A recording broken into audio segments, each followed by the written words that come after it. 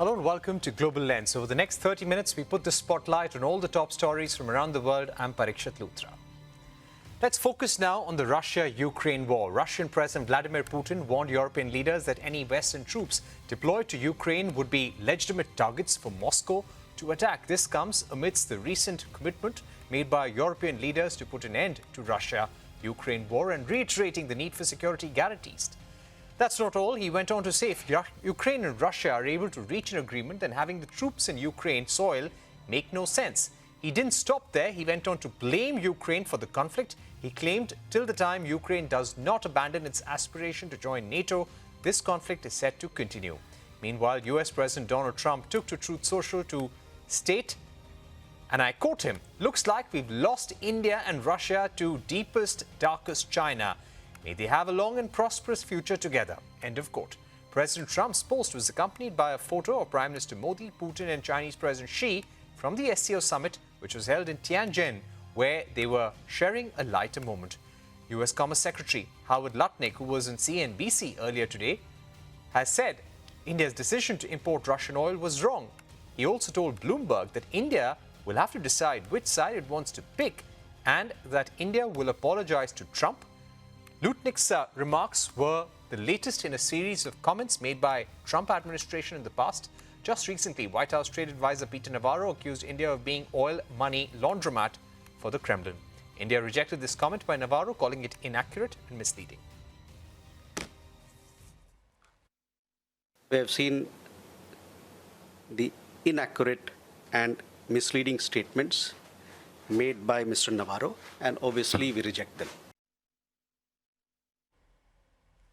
All right, let me now go across to John Herbst, former US ambassador to Ukraine and senior director at the Atlantic Council. Ambassador, thank you very much for being with us on the program on Global Lens. Let me begin by asking you what's happening with US and India, first of all, because it's directly connected to the Russia-Ukraine war. The president has linked relations with India to what's happening in Russia and Ukraine. And everything is being determined as a result. Even a trade deal is contingent on that. But is there now a rupture between India and US? Look at the way President Trump is speaking. Lost India, Russia to deepest, darkest China. He also said, I wish them a bright, prosperous future. Howard Lutnick, the US Commerce Secretary, literally going on record to Bloomberg and saying India will have to say sorry. So these are very strong statements. Would you say there is now a rupture in India-US ties? Okay. I think that over time, national interest in both the United States and India will drive our two countries closer together. India, the great adversary is China. That's the same great adversary for the United States. But the relationship between India and the United States is complicated by the fact that India has been a close partner, first of the Soviet Union, and now for Russia, despite Moscow's egregious war on Ukraine. And India benefits from that war because it buys Russian oil at cheap prices. But at the same token, that provides support for Russia to wage the war. And that war is very much against American interests. So I think this is a problem in the bilateral relationship, and this problem may linger for some time, but eventually we'll move beyond this because, again, in the longer run, China, again, is the great foe of the United States of India. And as you know, China and Russia are very close. So India's closer relationship with Russia is also a complication as it tries to deal with China. Right. So even as you say that there is no long-term rupture, the ties remain impact. In the short run, do you believe that any kind of trade agreement between India and US can happen without the war coming to an end and without India stopping the purchase of Russian oil? I think that there are often ways to get around difficult problems. In this case, there could be compromise in the sense of, well, again, this is purely speculative. I'm not in the Trump administration, but India, for example, could reduce substantially purchases of Russian oil, and signal that to the Trump team, and see if this might do it. I don't rule that out. I also don't rule out other ways that India and the United States may continue to cooperate, especially in the Western Pacific, again, where China is the problem for both the United States and India, even as we have differences over India's purchase of Russian oil. Right. Those are important points. Now, let me ask you about the current complications around the Russia-Ukraine war. The French president has gone on to say that 26 countries have promised post-war security guarantees for Ukraine, including international forces on land, sea and air. The exact plans have not been revealed. Do you believe this could complicate the negotiations with Russia? Look, Putin has no interest in negotiating a peace in Ukraine. He wants to seize more Ukrainian territory, a lot more. So I think what's happened with these security guarantees is a step towards ending the war, not the war the way Putin wants to end it, which is conquering Ukraine, but a war which enables Ukraine to exist as a sovereign, independent, and secure state. Of course, Putin doesn't want European troops in Ukraine. That gets in the way of him taking more Ukrainian territory. But again, Putin's the aggressor. You're right. But at the same time, you have Vladimir Putin, who's also gone on record to say that if European forces intervene, then Western forces could be a legitimate target for Moscow's military. Could there be a risk of a larger escalation? I'll tell you this. Putin's army is rather pathetic, right? They've spent 3.5 years. They've lost over 1 million casualties. They've taken 20% of Ukrainian territory. That's it. Basta. Not much. Putin does not want to fight with NATO. If the Europeans were to go in and he didn't worry about American support for the Europeans, he might make them a target. But there's a very serious conversation going on right now between the Trump administration, Macron, Zelensky, Merz, etc., about how the United States would backstop European forces in Ukraine. And remember, it was the Trump team that began to talk about European troops deploying to Ukraine. So I think Putin will huff and puff and threaten. But if the Europeans deploy with solid guarantees from the United States of support, I think Putin would be very, very, it'd be unlikely that Putin would actually shoot at them. Right. And if he did, his forces would face very severe response. Do you remember what happened when Russian forces were shooting at Americans in Syria during Trump's first term? Didn't end well for those Russian forces. No, that's an important point, Ambassador Herbst. But I would also like to ask you, can this war ever really end fully? Because that's what some foreign policy analysts have said, that this may continue well beyond 2030, but we may see some sort of breakthrough. Isn't this a worry as well in the US and in the diplomatic corps, that President Trump is now looking at some sort of a exit from the Russia-Ukraine war, but will any sort of breakthrough lead to lasting peace? Everything you've just described in this interview so far points to Trump not backing away from support for Ukraine, but Trump trying to achieve his stated goal of a durable peace. Zelensky wants a durable peace. Trump wants a durable peace. The one man who does not want a durable peace is Putin. And Trump understands that Putin has played him, tapped him along, to use Trump's phrase, and he's not happy about it. So it's conceivable, if Western support were to weaken, that this war could last for some time. It's also conceivable if Western support were to grow substantially, provide far more advanced arms to Ukraine, truly smack the already stumbling Russian economy with sanctions. This war could end as Putin realizes he can take no more of Ukraine and he has to accept a durable peace. That, to me, is the only way to achieve peace in Ukraine, which means peace in Europe. Right. And what extent is President Trump, according to you, and this administration willing to go in terms of stopping Russia if the European allies want to put boots on the ground? Is he going to support that? Is he going to join an alliance with Europeans against Russia to support Ukraine? Well, he has not used the word alliance in connection with ending the war in Ukraine. And we all know that Trump thinks that Ukraine should not become a member of NATO, at least not anytime soon. But Trump has said, again, his team put the concept of deploying European troops to Ukraine after a ceasefire is achieved on the table even before the election. And Trump has had many very friendly conversations, cooperative conversations with Macron and Starmer and Merz and Stub about this, and Zelensky too, I might add. And regarding support for the European troops, Trump has mentioned American air power. He's also mentioned American contract soldiers. In other words, not American troops, but former American troops who go in as contract soldiers. So all these things, American air power could certainly persuade Russia that it would be very stupid to shoot at European soldiers in Ukraine. Ambassador, I'll come back to India. While India is not stopping the supply and purchase of Russian oil, we are still the second largest purchaser. There are about 10 purchasers of Russian oil. China is number one. Then you've got India, you've got Turkey, and you've got other nations. And we continue to be in the top two. Having said that, since the time the 50% tariffs came into effect, India has stepped up diplomatic efforts behind the scenes to speak to both Ukraine and Russia.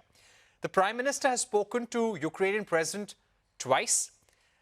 Following that, he spoke to Putin for almost 2 hours in Tianjin in China. We've spoken to the European Union President yesterday. The Prime Minister had a direct conversation. They spoke about ending the war, supporting all efforts to make peace. And then today you had the External Affairs Minister of India speaking to his counterpart in Ukraine about ending the war, about the road to peace. You know, we will never probably get to know the nitty-gritties of it. But somewhere, do you think there will be an appreciation in the United States that while India is not backing down on its largest strategic partnership with Russia, they are making efforts to end the war? Look, I commend these efforts, but I think they will achieve almost nothing. Putin is not going to be persuaded by words that he needs to stop his aggression in Ukraine. He'll only be persuaded when he realizes that this war is damaging his economy in dangerous ways and that he will not be able to prevail on the battlefield. And for that, you need sanctions. For that, you need weapons. That's the way to achieve a durable peace. So I think this will be an irritant, maybe even a large irritant over the short run between New Delhi and Washington. But again, if there are smart leaders in both capitals, I say if there are smart leaders in both capitals, they understand the longer term interests which we share, India and the United States. So we can at least partly protect them as we try to work out this current problem. Right. Ambassador Johnny Herbst, thank you so much for joining us on the program, giving us your view on the Russia-Ukraine war and what India could do to assist the United States at this point, because clearly for the White House and Donald Trump, this is a priority. Everything is being linked to the Russia-Ukraine war and stopping it and helping them achieve that goal. We're taking a short break, but don't go anywhere. We discuss the impact of GST reforms on the Indian economy with S&P Global's APAC economics head on the other side.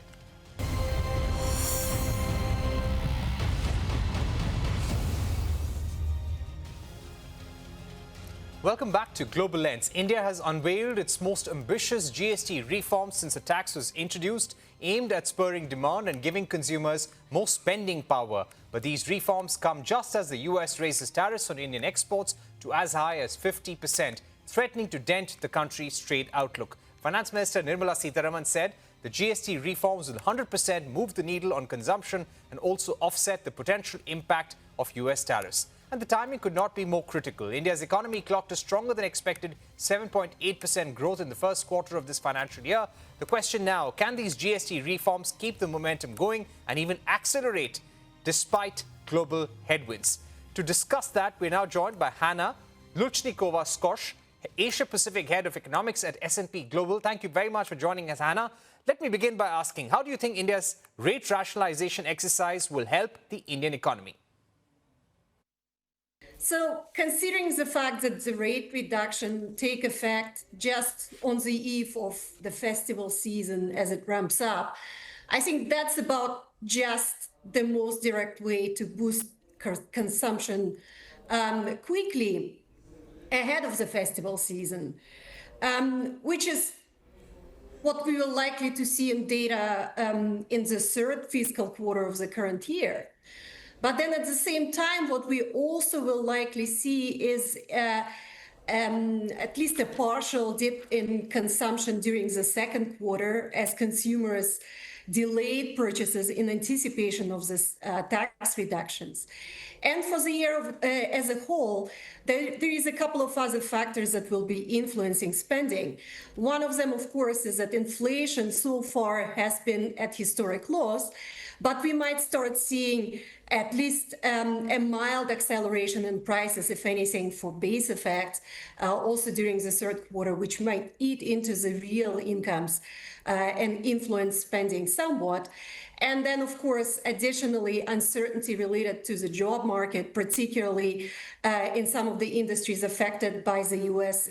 Import tariffs, it's another factor will be weighing on consumer sentiment. But overall, we do expect consumption to grow in real terms at slightly above 8% during the current year.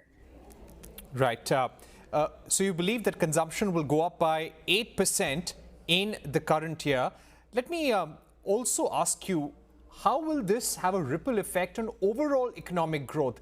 Are you revising your growth estimates for FY26 as a result of this GST cut exercise? Right. So as we already spoke about consumption, we might see an additional boost from the GST reductions. But at the same time, the GST cuts will have their cost for the economy. The government itself estimates that it will cost it around 480 billion in revenue. And let's not forget that the GST contributes about a third of the central government's gross tax collections and is actually the largest source of indirect tax revenues. And that implies that the government will have to save elsewhere in order to meet its fiscal deficit target of 4.4% of GDP for the current year. And our guess is that it might have to dip into its capex spending budget, which so far, again, it was able to ramp up. Capital expenditure of the central government grew by over 50%, of course, from a low base of the last years, but nonetheless, it has been contributing to growth. But even with the increase in government spending, we have seen a slowdown in growth in real fixed investment, implying that private sector is being hesitant about investing, which again, most likely is related to the geopolitical uncertainties related to the US tariffs. But that means is that if the government will have to slow down the speed of its capital expenditure, that is also something which will take away from the net impact on overall growth. So overall, we still anticipate the economy to slow from the last year's expansion. So no change in forecast. You still expect the economy to slow down compared to last year's growth? That's right. So there might be some adjustments in terms of where we see most growth in terms of quarterly contributions. And there are other factors which I already mentioned to you, the latest GDP release for the first quarter of the year, which was generally slightly above expectations.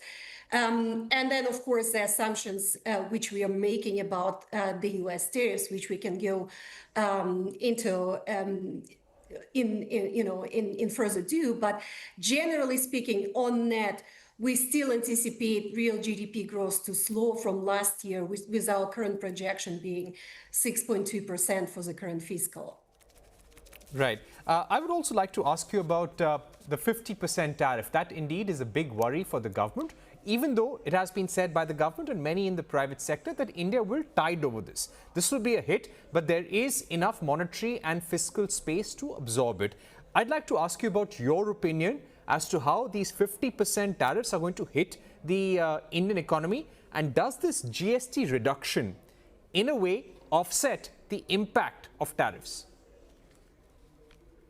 Thank you. So I think the best way to answer this question is actually talk through the assumptions that we're all making about these tariffs.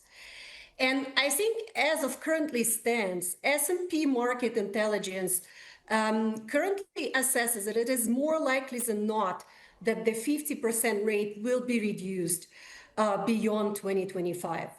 Be the portion which is directed at India for Russian oil purchases, or be it the 25% of reciprocal tariffs, we still anticipate the bilateral talks over the free trade agreement to resume before the end of the current year and the rates to come down. Now, with the assumption that at least partially the tariff rates will be reduced and that we are probably looking at 1/4 of tariff rates being at 50%, and considering the fact that exports to the US account for about 2% of India's GDP, even though US is India's largest export destination, I think it's still fair to assume that the overall net impact on the real economy from these tariffs will not be overly significant. Now, another piece of puzzle here is, of course, the industry tariffs related to the Section 232, which again, the investigation on this is still ongoing.